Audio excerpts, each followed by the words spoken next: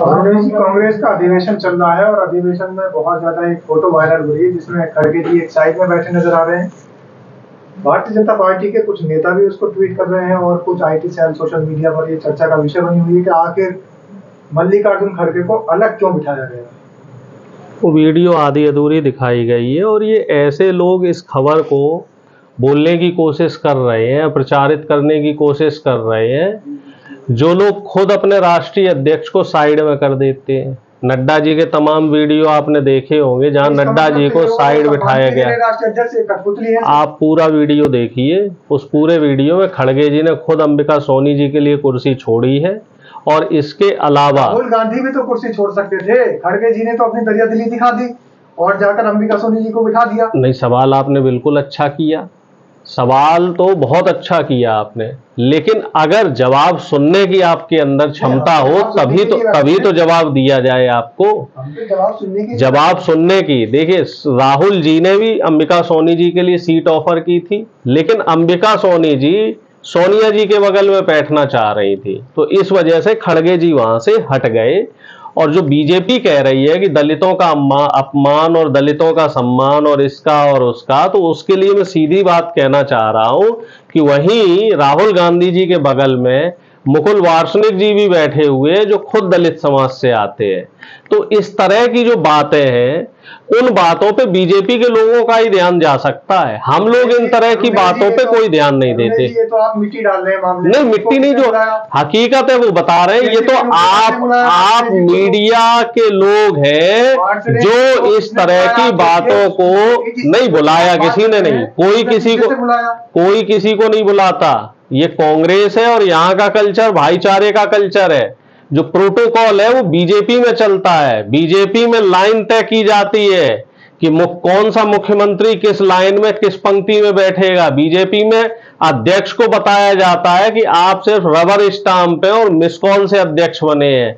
हमारे यहाँ अध्यक्ष का पूरा सम्मान होता है और जो वरिष्ठ नेता है उनका पूरा सम्मान होता है। और आप देखिए कि जो 2 दिन का अधिवेशन चला उसमें जितने भी कांग्रेस के वरिष्ठ नेता थे वो सारे के सारे आगे की पंक्ति में बैठे हुए थे। राहुल गांधी जी का एक और बयान आया था, दलित ब्राह्मण और कहीं ना कहीं उन्होंने मुस्लिमों के लिए भी कहा कि हम इसमें फंस के रह गए, हमें ओबीसी का ध्यान ही नहीं था, ओबीसी का साथ हमने लिया नहीं। तो क्या दलित और ब्राह्मण और मुस्लिमों का साथ नहीं चाहिए? देखिए, ऐसा है, कभी कभी ऐसा होता है जब वो बात की जाए तो पूरे कॉन्टेक्स्ट में की जाए। पहले ये माना जाता था कि दलित ब्राह्मण और मुस्लिम कांग्रेस का मूल वोटर है। जो मूल वोटर एक पैठ वोटर माना जाता है। जैसे आज के समय ये माना जाता है कि ब्राह्मण, क्षत्रिय और ठाकुर यानी कि जो सवर्ण क्लास है वो बीजेपी का मूल वोटर है। तो इसका मतलब ये नहीं है कि दलित और जो सवर्ण, जो ब्राह्मण है और वो मुस्लिम है, सिर्फ इन्हीं से प्यार है। मेन बात ये है कि पिछड़ों के नहीं, देखिए ऐसा है, मैं पिछड़ों की बात करूं। अरे सुनिए आप, श्रीमान जी सुनिए, अगर पिछड़ों की बात करी जाए तो जब मंडल आयोग की सिफारिशें भी लागू नहीं हुई थी, उससे पहले कांग्रेस शासित 2 मुख्यमंत्रियों ने पिछड़ों को आरक्षण दिया था। अर्जुन सिंह जी ने मध्य प्रदेश में आरक्षण लागू किया था और बाबू राम नरेश यादव ने उत्तर प्रदेश में आरक्षण लागू किया था। और हायर एजुकेशन की बात करी जाए तो उसमें भी अर्जुन सिंह जी जब एचआरडी मिनिस्टर थे और वो जाति के ठाकुर थे, ये भी हमारे दर्शक समझ लें, और जो व्हाट्सएप यूनिवर्सिटी का ज्ञान लेने वाले लोग हैं वो भी समझ लें कि अर्जुन सिंह जी ठाकुर थे और उन्होंने ही हायर एजुकेशन में 27% ओबीसी आरक्षण को लगाया था। और अभी हमारे जितने राज्यों में सरकार है, अब हम तेलंगाना की बात करें तो तेलंगाना में 42% पिछड़ों को आरक्षण दिया जा चुका है। इसके अलावा जब हमारी मध्य प्रदेश में सरकार थी, छत्तीसगढ़ में सरकार थी, तो वहां भी हमने पिछड़ों के आरक्षण को बढ़ाया था, लेकिन बीजेपी उसको लागू नहीं होने देना चाह रही है। राहुल गांधी गलती मानते हैं, कांग्रेस गलती मान रही है कि हमसे गलती हुई है। किस बात की गलती? नहीं, किस बात की गलती? नहीं नहीं नहीं नहीं, आप शब्दों का हेरफेर कर रहे हैं। ना ना ना ना ना ना ना ना ना, कांग्रेस हमेशा सबको साथ लेके चलती रही है। आप कैसी बातें कर रहे हैं पत्रकार महोदय? आप बीजेपी की जो स्क्रिप्ट है, बीजेपी की जो स्क्रिप्ट है, उस स्क्रिप्ट को आप पढ़ रहे हैं। ये एक पत्रकार नहीं, बीजेपी की स्क्रिप्ट थोप रहे हो आप, बीजेपी की स्क्रिप्ट थोप रहे हो। राहुल गांधी जी का कोई भी ऐसा बयान नहीं है। राहुल गांधी जी ने हमेशा कहा है कि देश की और कांग्रेस की नीति है, सिर्फ राहुल जी की नहीं, कि देश की जितनी भी आबादी है, चाहे वो किसी भी जाति का हो, धर्म का हो, सबका बराबर रूप से ध्यान दिया गया और सबके लिए काम किया गया। निश्चित तौर पे ये फंसे रहने वाली बात कहां से आ गई साहब? कौन फंसे रहे? दलितों के, ब्राह्मणों के, अब आप एडिटेड वीडियो, आप क्रॉप्ड वीडियो, आप मॉफ वीडियो, अगर उसका कॉन्टेक्स्ट लेके किसी बात को कहेंगे, देखिए इस तरह की इस तरह की बातें नहीं कर। अरे साहब, अब तो आप बिल्कुल गोदी मीडिया की तरह और बीजेपी आईटी सेल की तरह हमलावर हो रहे हैं। आधी बात देख रहे हैं और आधी बात देखना ही नहीं चाहते हैं। कभी भी अब आलू से सोने वाली भी वीडियो आपने देखी होगी, उस पे पूरा गोदी मीडिया लगा रहा, आईटी सेल लगा रहा।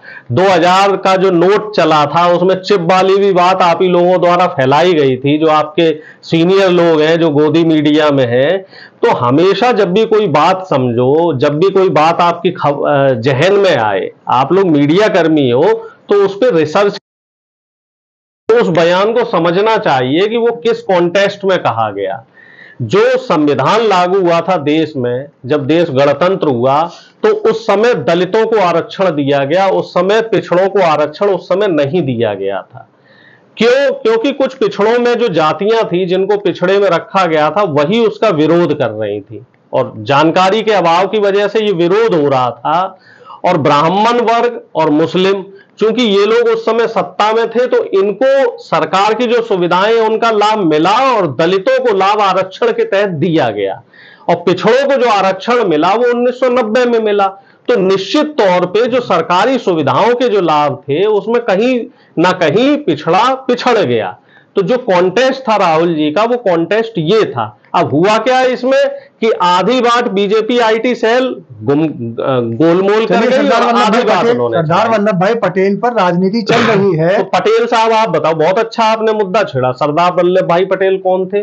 पिछड़े थे कि नहीं थे?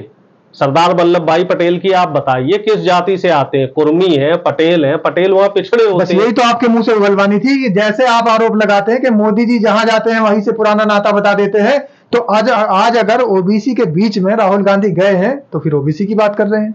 ये तो वही बात वो नहीं है। राहुल गांधी जी तो जहां जाते हैं वहां हर समाज की बात करते हैं। मोदी जी की तरह नहीं है कि जैसा देश और वैसा भेष, कि पठानों से मिले तो मेरा पठान समाज से बहुत पुराना नाता है, और सिखों से मिले तो सिख समाज से नाता है, और कई सिखों से मिल गए तो सिख समाज से नाता है। राहुल गांधी जी ने कभी किसी समाज से खुद को जोड़ के नहीं बोला। पटेल से तो भाजपा ने भी कभी कोई गुरेज नहीं किया। इतनी बड़ी मूर्ति बना दी, विश्व की मूर्ति। पटेल के नाम पे ये लोग राजनीति करना चाह रहे थे। पटेल साहब तो कांग्रेस के अध्यक्ष रहे। पटेल साहब वही थे जिन्होंने आरएसएस को बैन किया था, फिर आरएसएस ने अपना स्वरूप बदला और आरएसएस क्या बना? सांस्कृतिक संगठन बना। आज भी आप देखिए, आरएसएस खुद को सांस्कृतिक संगठन कहता है, राजनीतिक संगठन नहीं कहता। क्यों? क्योंकि पटेल साहब ने राजनीतिक संगठन के रूप में पटेल आपके हैं प्रतिबंध लगा। मोदी जी ने इतनी बड़ी मूर्ति पटेल जी की बनवा दी, तो क्या उनका प्रेम नहीं है? पैसे बनाई है, कैसी करोड़ रुपया लगाकर, हजारों करोड़ रुपया लगाकर बातें कर रहे हो? अपने पैसे से मोदी जी ने बनाई है, उनकी जेब से कितने मोदी जी ने क्या अपने घर में बना ली? देश में तो बनाई है। अपने पैसे से बनाई क्या? केंद्र है। अपने पैसे से बनाई क्या? हमें यह बताया जाए कि अपने पैसे से बनाई, और जो उसके लिए धातु आई, जो उसके लिए सामान आया, वो कहां से मंगाया? वो चाइना से मंगाया गया, और उसमें कमीशन भी खाया गया। इस समय हमारा चाइना सबसे बड़ा शत्रु है, लेकिन मोदी जी बैंकॉक में एक अधिवेशन में जाते हैं और वहां जाके चाइना के जो प्रतिनिधि आए हुए हैं उनसे कुछ बोल ही नहीं पाते। वहां जो श्रीलंका के प्रतिनिधि थे उनसे कोई जो विदेशी मसौदे हैं उन पे कोई सख्त रवैया नहीं दिखा पाते। अरे सुन तो लो साहब, बांग्लादेश वाले ने भी हमें धमका दिया। बांग्लादेश वाला कह रहा है कि शेख हसीना को पहले वापस करो, फिर उसके बाद बात होगी। आप विदेश की बात कर रहे हो, सबसे अच्छा देश कौन सा है? ट्रंप आज क्या बोल रहा है? सुन रहे हो आप? मैं उन शब्दों का इस्तेमाल नहीं कर सकता। ट्रंप कह रहा है कि जो ये देश है, तमाम देश, ये सब मेरे जो है क्या उसको बोलते हैं, लेकिन वो खाली मोदी जी के लिए थोड़ी बोला उन्होंने। भैया उन्हीं के लिए है, क्योंकि उन्हीं को कोई ऑब्जेक्शन नहीं है। उन्हीं को ऑब्जेक्शन नहीं है जो हमारे प्रधानमंत्री के माई डियर फ्रेंड बने फिरते हैं। अब तो वो ट्रंप ये कह रहा है कि जो लोग मुझे फोन कर रहे हैं वो किसिंग माई डैश डैश डैश उनके लिए बोला है। तो ये भी कह रहा है कि अभी तो फार्मास्यूटिकल्स और एग्रीकल्चर में भी टैरिफ लगाएगा।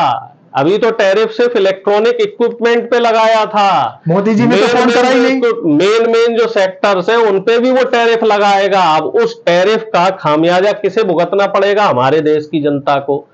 शेयर मार्केट उसी दिन गिर गया था। बता रहे हैं जानकार लोग, ये कह रहे हैं 18-19 लाख करोड़ का नुकसान हुआ है। शेयर मार्केट गिर रहा है तो उसमें भी मोदी जी गिरा रहे हैं शेयर मार्केट। जब उठता है तो मोदी जी क्रेडिट लेते हैं कि नहीं लेते? तो गिरेगा तो क्रेडिट किसे दिया जाएगा? मोदी जी को ही तो दिया जाएगा। और डीजल पेट्रोल के दाम कम होने की बात हो रही थी, मोदी जी ने फिर से दाम बढ़ा दिए। कांग्रेसी ट्रेडिंग नहीं करते, घरेलू गैस के दाम फिर बढ़ा दिए। ये बताइए, जो नीतियां हैं, चाहे वो विदेश नीति हो, चाहे वो वाणिज्य से संबंधित नीति है, उस नीति को विपक्ष बनाएगा या कांग्रेस बनाएगी कि सरकार बनाएगी? सरकार की नीतियों में खामियां हैं, जिसकी वजह से इन्वेस्टमेंट तो हर व्यक्ति करेगा जिसके पास पैसा है, और जो अपनी तरक्की चाहता है तो वो इन्वेस्ट करेगा। तो इसमें सरकार की जिम्मेदारी बनती है, चूंकि आप उस निवेश पे टैक्स लेते हैं तो आपकी जिम्मेदारी बनती है कि देश की जनता के जो टैक्स के पैसे हैं, जिसको शेयर मार्केट में भी लगाया जा रहा है और तमाम जगह के जो कंपनियों के शेयर खरीदे जा रहे हैं, तो वो पैसा सुरक्षित रहे। लेकिन प्रधानमंत्री सिर्फ और सिर्फ अपने मित्रों के बारे में सोच रहे हैं और अपने मित्रों को फायदा दिलाने के लिए ही इतना जो ट्रंप की तानाशाही है और ट्रंप की जो मोनोपॉली है उसको वो झेल रहे हैं। प्रधानमंत्री सिर्फ अडानी के ऊपर जो 20,000 करोड़ रुपए का रिश्वत का और घूसखोरी का आरोप था, धोखाधड़ी का जो अमेरिका ने आरोप लगा रखा था, उस आरोप से अडानी को बचाने के लिए, सिर्फ और सिर्फ अडानी को बचाने के लिए ये सारी की सारी कवायद की जा रही है। चलिए देखते हैं जनता का क्या फैसला है। जनता से भी चाहते हैं अपनी राय रखें कि नेताजी सच बोल रहे हैं या फिर हमारे मोदी जी सच बोलते हैं। धन्यवाद।